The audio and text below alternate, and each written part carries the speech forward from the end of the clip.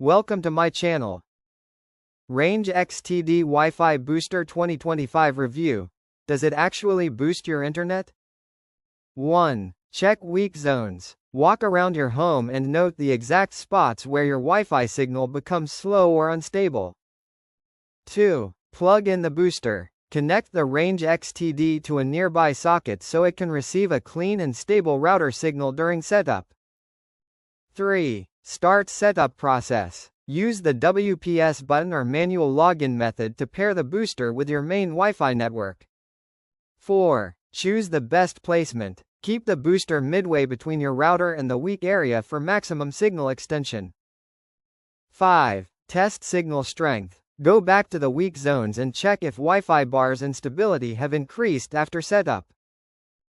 6. Check speed improvement. Open apps, stream videos, or run a quick speed test to confirm if performance has actually improved.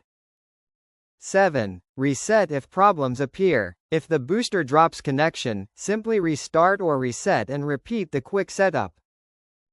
8. Know the booster's limit. Understand that RangeXTD extends coverage but cannot increase the speed provided by your ISP.